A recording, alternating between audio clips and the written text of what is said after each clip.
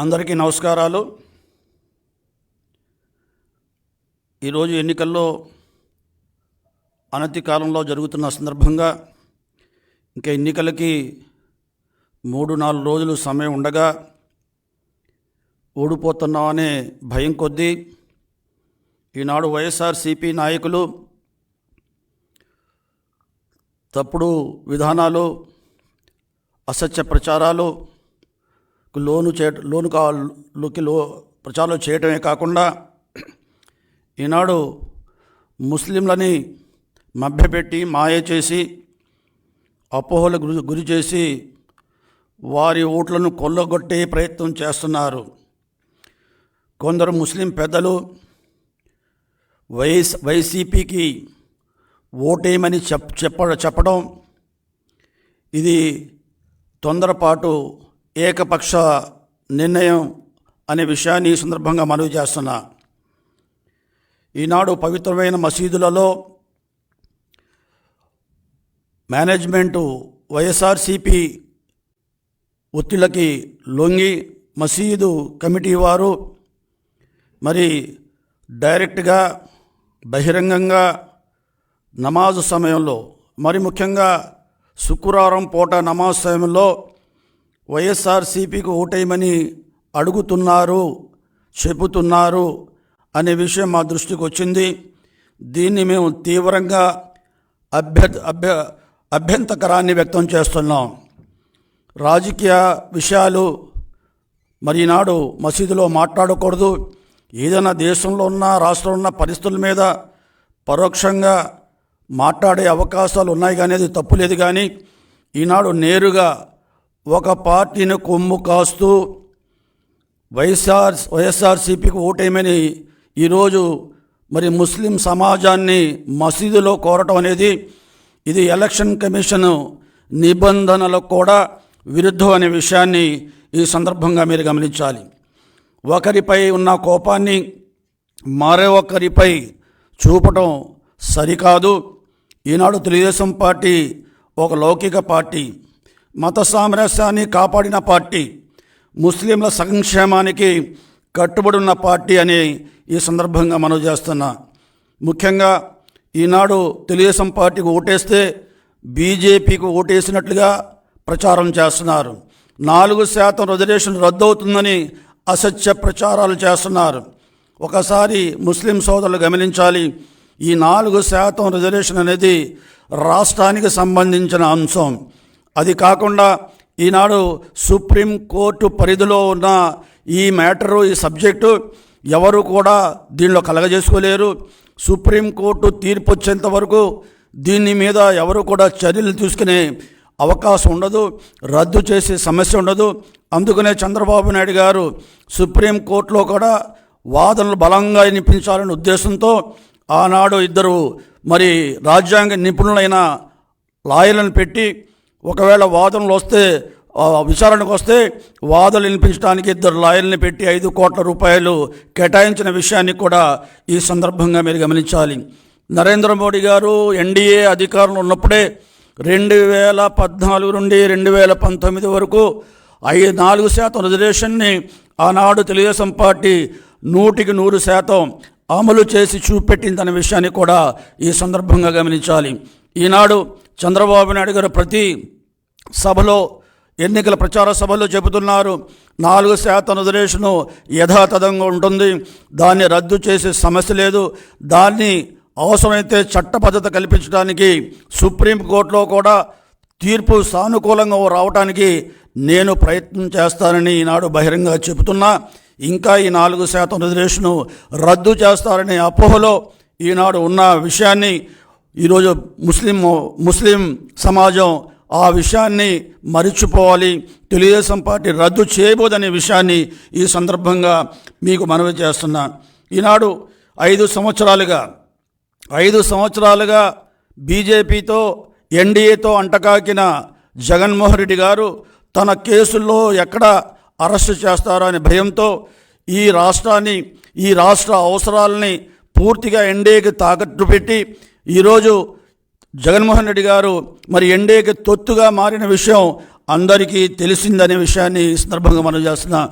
కశ్మీర్కు సంబంధించిన 370 ఆర్టికల్ రద్దు విషయంలో కానీ, త్రిపుల్ తలాఖ్ మరి చట్టాన్ని చేసే విషయంలో కానీ, సిఏఏ చట్టం చేసేటప్పుడు మరి ఈ జగన్మోహన్ రెడ్డి గారికి సంబంధించిన 22 మంది పార్లమెంట్ సభ్యులు లోక్సభలో, 8 మంది రాజ్యసభ సభ్యులు బలపరిచిన విషయాన్ని ముస్లిం సమాజం మర్చిపోద్దని ఈ సందర్భంగా మనవి చేస్తున్నాను. ఈనాడు ఎన్ఆర్సీ చట్టం కాలేదు, అయినా కూడా భయపెట్టేస్తున్నారు. ఈరోజు తెలుగుదేశం పార్టీని మీరు కనుక ఎన్నుకుంటే రేపు ఎన్ఆర్సీ అమలు చేస్తారంటున్నారు. ఎన్ఆర్సీ చట్టం అసలు పార్లమెంట్లో మరి పార్లమెంట్లో ప్రవేశపెట్టలేదు, అది చట్టం కాలేదు.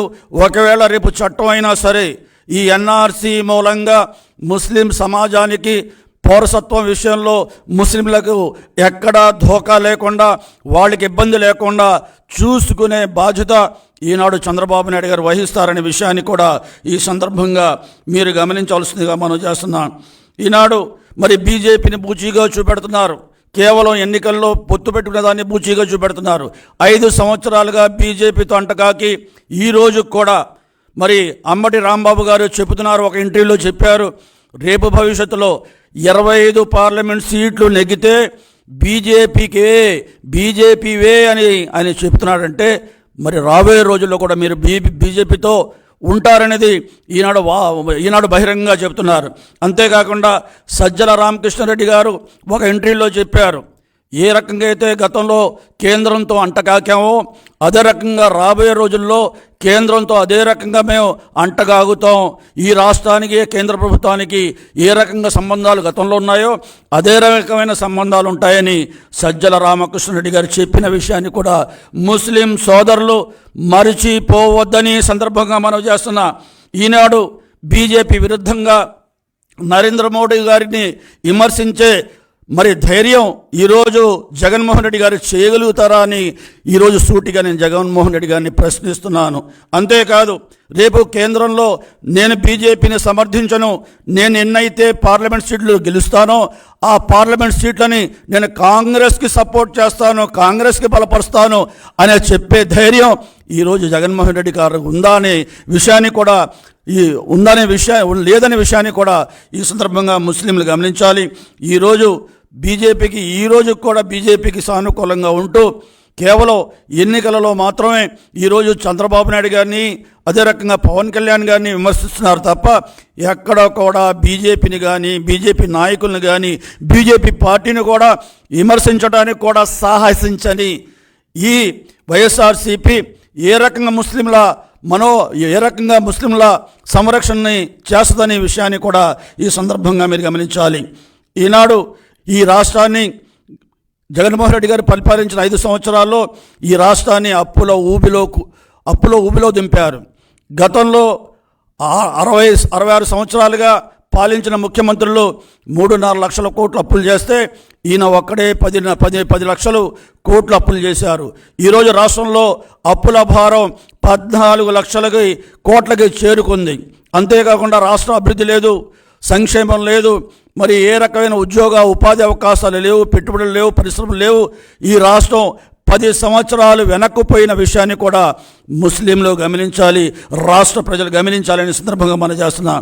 రాష్ట్ర హితాన్ని కోరి అప్పులో ఊబిలో కూరుకుపోయిన ఈ రాష్ట్రాన్ని గాడిలో పెట్టడానికి, అమరావతి రాజధాని నిర్మించడానికి, పోలవరం ప్రాజెక్టు నిర్మించడానికి, పరిశ్రమలు పెట్టుబడులు రాబట్టేందుకు కేంద్ర ప్రభుత్వ సహకారం కోసం మాత్రమే ఈనాడు ఎన్డీఏతో జత కలిపాం తప్ప వేరే ఉద్దేశం ఏది కూడా ఈనాడు తెలుగుదేశం పార్టీకి లేదనే విషయాన్ని కూడా ఈ సందర్భంగా మీరు గమనించాలి. నేను ముస్లిం సమాజానికి సూటిగా ఒకే విషయం వారికి అర్థం ఇలా చెప్పదలుచుకున్నాను. ఈరోజు బీజేపీ ఒక జాతీయ పార్టీ, వారికి సిద్ధాంతాలు ఉన్నాయి, విధానాలు ఉన్నాయి, ఆలోచనలు ఉన్నాయి. ఆ రకంగా వారి ఆలోచనలు, వాళ్ళు మాట్లాడే అంశాలు మాకు తెలుగుదేశం పార్టీకి ఎక్కడా కూడా ఎటువంటి సంబంధం లేదనే విషయాన్ని కూడా ఈ సందర్భంగా మీరు గమనించాలి.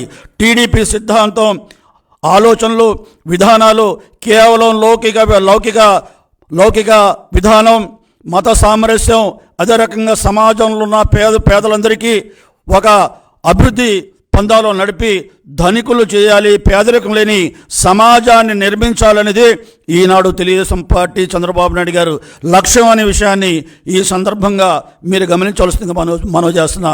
తెలుగుదేశం పార్టీ ఆనాడు ఎన్టీ రామారావు గారు పరిపాలించిన 7 సంవత్సరాల్లో కానీ, అదే రకంగా చంద్రబాబు నాయుడు పరిపాలించిన 14 సంవత్సరాల్లో కానీ, మొత్తం 21 సంవత్సరాల్లో ఆ పరిపాలనలో 21 సంవత్సరాల తెలుగుదేశం పరిపాలనలో ఎక్కడో కూడా ముస్లిం మనోభావాలకి, అదే రకంగా విశ్వాసాలకి విఘాతం కలిగించకుండా ఎవరైనా విఘాతం కలిగించడానికి ప్రయత్నం చేస్తే అటువంటి శక్తుల్ని కట్టడి చేసిన చరిత్ర ఈనాడు తెలుగుదేశం పార్టీకి ఉందనే విషయాన్ని ముస్లింలు గమనించాలి. రాబోయే రోజుల్లో కూడా ముస్లిం విశ్వాసాలకి, ముస్లింల మనోభావాలకి ఎక్కడా కూడా విఘాతం లేకుండా రేపు తెలుగుదేశం పార్టీ మరి చూసుకుంటుందనే విషయాన్ని కూడా ఈ సందర్భంగా ముస్లింలు గమనించాలి. టీడీపీ హయాంలో ఆనాడు చంద్రబాబు నాయుడు గారు ముఖ్యమంత్రి ఉండగా 2014 నుండి 2019 వరకు 14 ప్రతిష్టాత్మకమైన ముస్లిం సంక్షేమ అభివృద్ధి పథకాలని ఆనాడు అమలు చేసి చూపెడితే, ఈ ప్రభుత్వం వైఎస్ఆర్సీపీ ప్రభుత్వంలో వచ్చిన తర్వాత 5 సంవత్సరాల్లో ఆ 14 పథకాలని నీరుగార్చింది. ఎటువంటి నిధులు కూడా కేటాయించకుండా ఈరోజు మోసం చేసిన ప్రభుత్వం ఈ వైఎస్ఆర్సీపీ ప్రభుత్వం అనే విషయాన్ని కూడా ఈ సందర్భంగా మీరు గమనించాలి.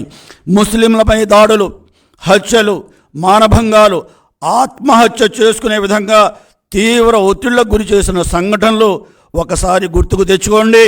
ఈనాడు అపోహలకి, అసత్య ప్రచారాలని నమ్మకండి. ముస్లిం పెద్దలు చెప్పే మాటలను పరిగణలో తీసుకొద్దని ఈ సందర్భంగా మీకు మనవి చేస్తున్నా. ఈనాడు ఈ రాష్ట్రంలో కానీ, జాతీయ స్థాయిలో కానీ ఎన్నికల ఫలితాల మీద, రాష్ట్రంలో ఎన్నికల ఫలితాల మీద సర్వేలు వచ్చినాయి. 10 సర్వేలలో తెలుగుదేశం పార్టీ 100% అధికారంలో రాబోతుందని సర్వేలు చెబుతున్నాయంటే ఏ రకంగా రాష్ట్ర ప్రజలు మళ్ళీ చంద్రబాబు నాయుడు రావాలి, చంద్రబాబు నాయుడు గారు వస్తేనే ఈ రాష్ట్రం అభివృద్ధి చెందుతుందనే ఆలోచనలో అన్ని సామాజిక వర్గ ప్రజలు ఉన్నారు. అందుకనే నేను చెబుతున్నా, ముస్లిం సమాజాన్ని ఓడిపోయే వైఎస్ఆర్సీపీకి ఓటేసి మీ అమూల్యమైన ఓటుని వృధా చేసుకోవద్దని ఈ సందర్భంగా ఈరోజు ఈ పత్రికా ముఖంగా మీ అందరికీ మనవి చేస్తున్నా. ఈనాడు గెలుపు పార్టీకి మైనార్టీలను దూరం చేశాం అనే అపవాదు ముస్లిం మత పెద్దలకి తెచ్చుకోవద్దని ముస్లిం మత పెద్దలను కూడా ఈనాడు వారిని కోరుతున్నా. ముస్లింల మీద వచ్చే ఎటువంటి ఇబ్బంది అయినా, ఎటువంటి మరి ఇబ్బందులు ఏ ఇబ్బందులైనా చంద్రబాబుని దాటి ముస్లింల వరకు రాజాలం అనే విషయాన్ని కూడా ఈ సందర్భంగా మీకు మనవి చేస్తున్నా.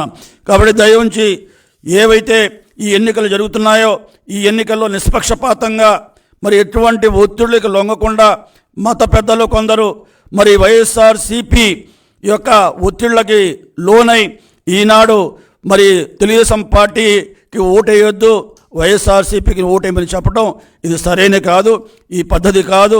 దయించి రేపు రాబోయే తెలుగుదేశం పార్టీకి ఓటేసి అందులో ముస్లింల భాగస్వామ్యం ఉంది, ముస్లింలు కూడా వేటేశారు అనే చెప్పుకునే విధంగా రేపు సానుకూలమైన పరిస్థితులు ముస్లింల కోసం ఎక్కువ నిధులు కేటాయించి ముస్లింలో ఉన్న పేదరికాన్ని, అభివృద్ధిని, నిరుద్యోగాన్ని దూరం చేయడానికి రేపు రాబోయే తెలుగుదేశం పార్టీ కృషి చేస్తుందని నమ్మకాన్ని, విశ్వాసాన్ని మీకు వెలబుస్తూ తెలుగుదేశం పార్టీని మద్దతు పలకాలని, అపోహలకి, అపార్థాలకి, అసత్య ప్రచారాలకి లోను కావద్దని మరోసారి మీ అందరినీ కోరుకుంటూ వేడుకుంటూ సెలవు తీసుకున్న.